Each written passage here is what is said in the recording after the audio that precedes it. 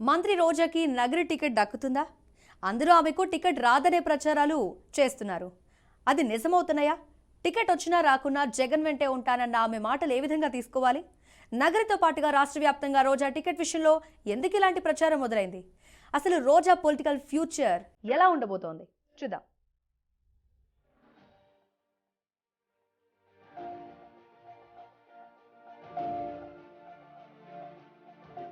తెలుగు రాష్ట్రాలతో పాటు తమిళనాడులో కూడా గుర్తింపు పొందిన నటీమణి, రాజకీయవేత్త అంటే రోజా సెల్వమణినే.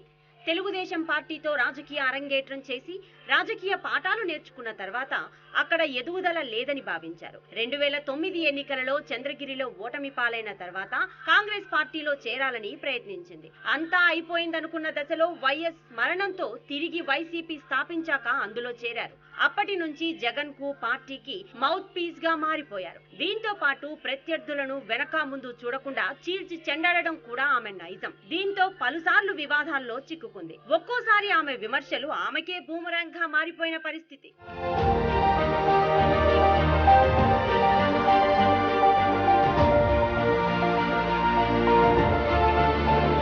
2014 ఎన్నికల్లో రోజా సీనియర్ పొలిటీషియన్ గాలి ముద్దుకృష్ణ నాయుడుపై 800 ఓట్ల మెజారిటీతో విజయం సాధించింది. అప్పట్లో గాలి ముద్దుకృష్ణ నాయుడు ఓవర్ కాన్ఫిడెన్స్ తో పాటు ముఖ్యంగా ఎన్నికల పోల్ మేనేజ్మెంట్ చేసుకోవడంలో వైఫల్యం రోజాకు లాభించింది. దానికి తోడు గాలి ముద్దుకృష్ణ నాయుడు సామాజిక వర్గానికి చెందిన పోతుకుంట విజయ్ గాలికి వ్యతిరేకంగా పనిచేసి లోక్సత్తా తరపున పోటీ చేయడంతో అతను 1000 ఓట్లకు పైగా సాధించారు. దీంతో రోజా పోటాపోటీగా బయటపడింది.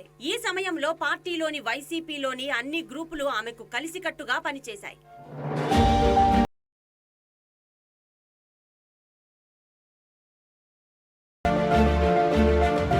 2019 ఎన్నికలకు సీన్ మారింది. గాలి ముద్దుకృష్ణ నాయుడు మరణం తర్వాత ఆయన కుటుంబంలో వారసత్వ పోరులో భాగంగా విజయం సాధించిన పెద్ద కుమారుడు గాలి భానుప్రకాష్ టీడీపీ అభ్యర్థి అయ్యాడు. మరోవైపు రాష్ట్ర వ్యాప్తంగా జగన్ వన్ ఛాన్స్ నినాదం కూడా బాగా కలిసొచ్చింది. రోజాతో విభేదాలు ఉన్నప్పటికీ జగన్మోహన్ రెడ్డి కోసం మరోసారి అన్ని గ్రూపులు కలిసికట్టుగా రోజా విజయానికి పనిచేశాయి. దీంతో పాటు గాలి భానుప్రకాష్ సోదరుడు గాలి జగదీష్ వర్గం పూర్తిగా రోజాకు సహకరించడంతో రాష్ట్ర వ్యాప్తంగా వైసీపీ గాలి వీస్తున్నప్పటికీ రోజా మాత్రం కేవలం 2000 పైచిలుకు ఓట్లతో విజయం సాధించింది.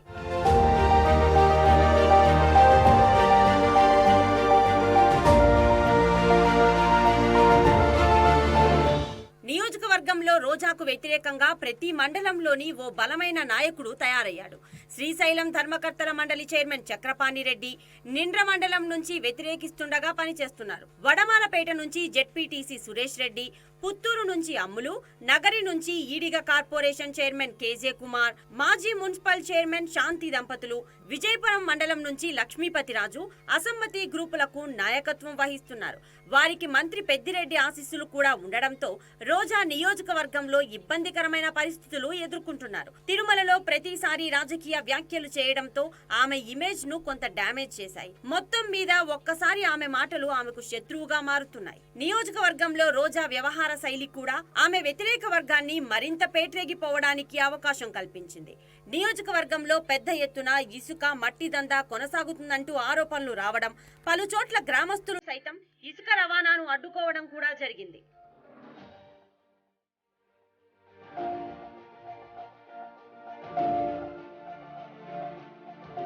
తాజాగా అభ్యర్థుల మార్పు విషయంలో రాష్ట్రంలో పెద్ద చర్చనీయాంశంగా మారింది.